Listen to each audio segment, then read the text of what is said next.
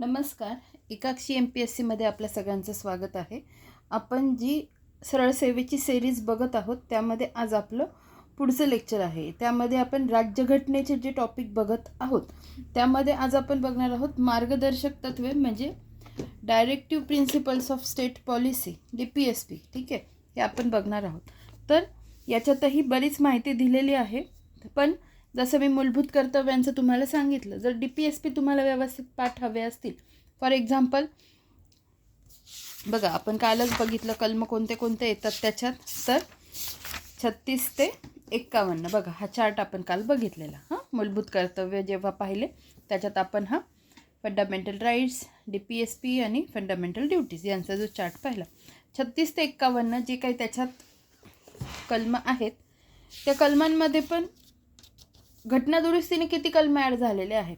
ठीक आहे, तर ते घटनादुरुस्तीने ॲड झालेले कलम हे आपल्याला माहिती पाहिजे. कोणत्या घटनादुरुस्तीने कोणतं कलम ॲड झालेलं आहे, गांधीवादी कोणते, समाजवादी कोणते, उदारमतवादी कोणते. ठीक आहे, तर याचं जे डिफरन्सिएशन आहे किंवा याचं जे चार्ट फॉर्मॅट आहे तर याचं ऑलरेडी माझं शिकवून झालेलं आहे. मी एक मार्गदर्शक तत्वांची व्हिडिओच्या क्वेश्चन्सवर जी सिरीज केली होती, म्हणजे कंबाईन पूर्व आणि मुख्य परीक्षेला आलेले जे काही प्रश्न आहेत मार्गदर्शक तत्वांवर, याची मी 4 लेक्चरची एक सिरीज स्टार्ट केली होती. त्याच्यातलं पहिलं लेक्चर, ठीक आहे, सगळे लेक्चर बघा असं मी म्हणत नाही आहे, त्याच्यातलं जे पहिलं लेक्चर आहे तर पहिल्या लेक्चरमध्ये या सगळ्या गोष्टी मी आधी तर हँड रिटन नोट्स काढलेल्या आहेत आणि हँड रिटन नोट्स काढून मग त्याच तुम्हाला दाखवलेल्या आहेत, म्हणजे जेणेकरून तुम्हाला सोपं जाईल. आणि मग त्याला काय म्हणतात त्याला ते पाठ कसं करायचं हे मी तुम्हाला सांगितलेलं आहे. आणि कोणत्या अमेंडमेंटने किंवा कोणत्या घटनादुरुस्तीने कोणते कलम ॲड केलेले आहे हे पण मी तुमचं व्यवस्थित करून घेतलेलं आहे. ज्यांना व्यवस्थित अजून शिकायचं असेल त्यांनी त्या प्लेलिस्टमधलं पहिलं लेक्चर बघणं मस्ट आहे. आणि ज्यांना अजून विविधता जाणून घ्यायची असेल, ज्यांना अभ्यास अजून करायचा असेल, जे कंबाईनचे विद्यार्थी असतील, राज्यसेवेचे विद्यार्थी असतील किंवा ज्यांना सरळ सेवेमध्ये अजून थोडं जाणून घ्यायचं आहे, त्यांनी ते 4ही लेक्चर बघितले तरी काही हरकत नाही आहे. ठीक आहे, देणं माझं काम आहे, बघणं न बघणं हा तुमचा विषय आहे. ठीक आहे, तुमची इच्छा आहे. याच्यात फक्त मला एवढंच सांगायचं आहे. आता आपण जेवढं गरजेचं आहे तेवढं मी जिथे जिथे काही गोष्टी सांगत जाईल, पण त्या व्यतिरिक्त तुम्हाला व्यवस्थित जर बघायचं असेल तर तुम्हाला त्या 4 व्हिडिओपैकी पहिला व्हिडिओ बघणं मस्ट आहे, जेणेकरून तुमच्या गोष्टी खूप व्यवस्थित लक्षात राहतील. ठीक आहे, बघा मार्गदर्शक तत्वे. घटनेच्या कोणत्या भागात मार्गदर्शक तत्वे नमूद करण्यात आली आहेत, त्या अर्थात कोणता भाग, तर भाग 4. कलम डॅश डॅश दरम्यान मार्गदर्शक तत्वांची तरतूद करण्यात आलेली आहे, तर कलम 36 ते 51 दरम्यान.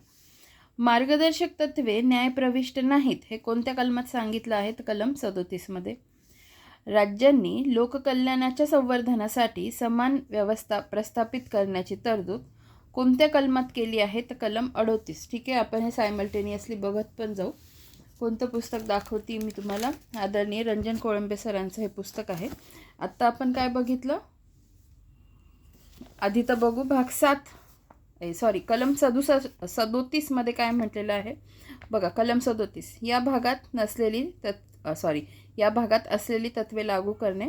या कलमानुसार भाग 4 मधील मार्गदर्शक तत्वे कोणत्याही न्यायालयाकरवी न्यायप्रविष्ट नसतील, पण तरीसुद्धा ही तत्वे देशाच्या शासन व्यवहाराच्या दृष्टीने मूलभूत आहेत आणि कायदे करताना ही तत्वे लागू करणे हे राज्यसंस्थेचे कर्तव्य आहे. ज्याच्यावर आपण काय प्रश्न पाहिला, मार्गदर्शक तत्वे न्यायप्रविष्ट नाहीत हे कोणत्या कलमात सांगितलं आहे, कलम 37 मध्ये. एवढं पाठ झालं. पुढचा प्रश्न काय होता, 38. राज्यांनी लोककल्याणाच्या संवर्धनासाठी समान व्यवस्था प्रस्थापित करण्याची तरतूद कोणत्या कलमांतर्गत आहे किंवा केली आहे, तर कलम 38. बघा कलम 38 काय आहे, राज्याने लोककल्याणाच्या संवर्धनासाठी समाजव्यवस्था प्रस्थापित करणे. ठीक आहे, आणि पुढचा प्रश्न लगेच कलम 39 वर आहे. काय, तर राज्याने अनुसरावयाच्या धोरणाची विशिष्ट तत्वे. राज्य हे विशेषतः पुढील गोष्टी साध्य करण्याच्या दिशेने आपले धोरण आखेल. तर बघा मग त्याच्यात जे काही A to F असे त्याचे जे काही दिलेले आहेत उपकलम सब आर्टिकल ते त्याच्यात मग पुढे आहे. तर मग मुद्दा म्हणून तुम्हाला दाखवलं. आपलं 37 झालं, 38 झालं आणि 39मध्ये काय, राज्यांनी अनुसरावयाची मार्गदर्शक तत्त्वे कोणत्या कलमात समाविष्ट आहे, कलम 39. ठीक आहे. पुढे बघा, स्त्री व पुरुषांना समान कामासाठी समान वेतन ही तरतूद घटनेतील कोणत्या कलमात अंतर्भूत आहे, तर कलम 39D मध्ये. ठीक आहे. जे आपण हे कलम पाहिलं ज्याच्यात मी तुम्हाला सांगितलं A to F कलम आहेत, त्याच्यातलं हे D नंबरचं कलम. ठीक आहे.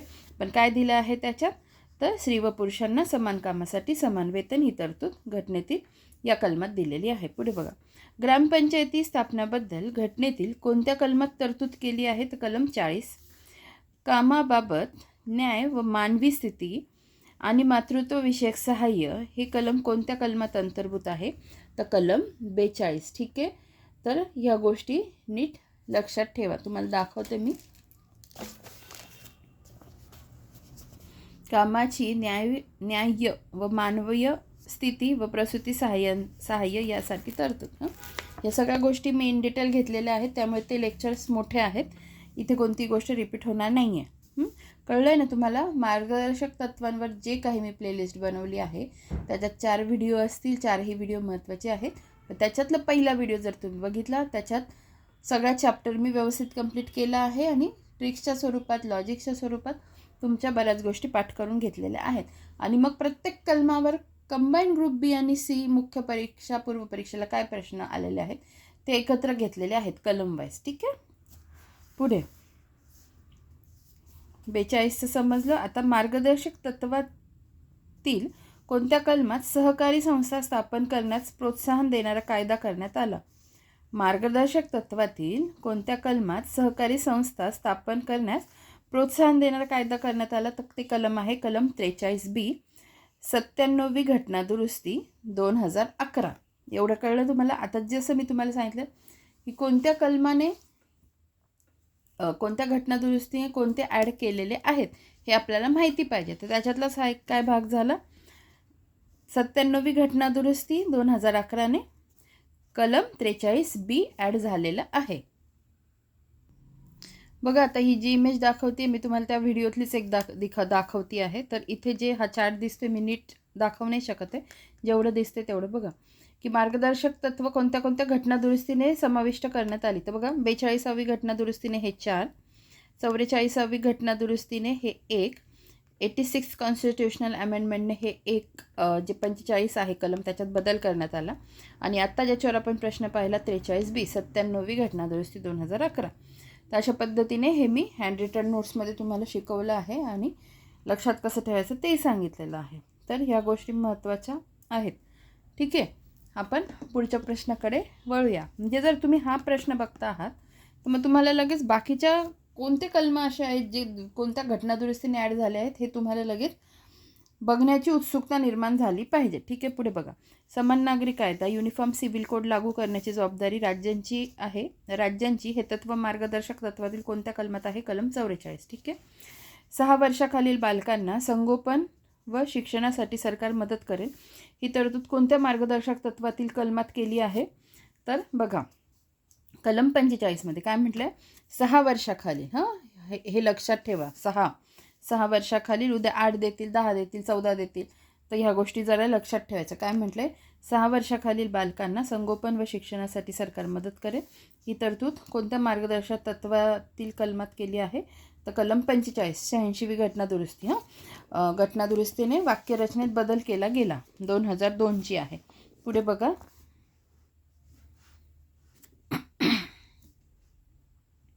आणि हो, हे जे पुस्तक कोणतं आहे, कशातून मी घेते आहे, तर ऑलरेडी या पुस्तकावरची मी आता सुरुवातीला सांगितलं की नाही मला आठवत नाही आहे, पण ह्या पुस्तकावरची जी काही सिरीज आहे मी जी शिकवते आहे तर ती सगळ्याची प्लेलिस्ट मी काल अपलोड केलेली आहे आपल्या टेलिग्राम चॅनलवर. टेलिग्रामचं नाव एकाक्षी MPSCच आहे किंवा डिस्क्रिप्शन बॉक्समध्ये पण तुम्हाला त्याची लिंक भेटून जाईल.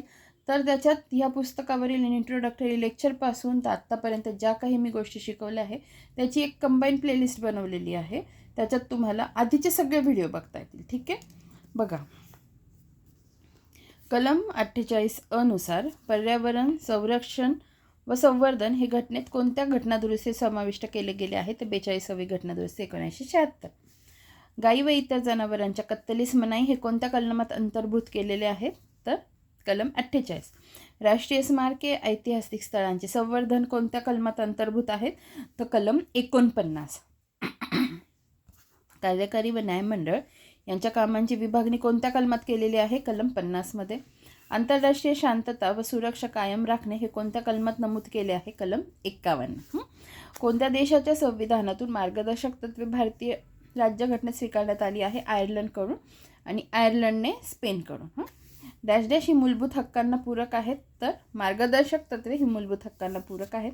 भाग 4 बाहेरील मार्गदर्शक तत्वातील कलम डॅश डॅशनुसार बालकांना प्राथमिक शिक्षण मातृभाषेतून देण्यात यावे अशी तरतूद आहे. हे पॉईंट अतिशय महत्त्वाचे आहेत, खूप महत्त्वाचे आहेत, नीट लक्षात घ्या.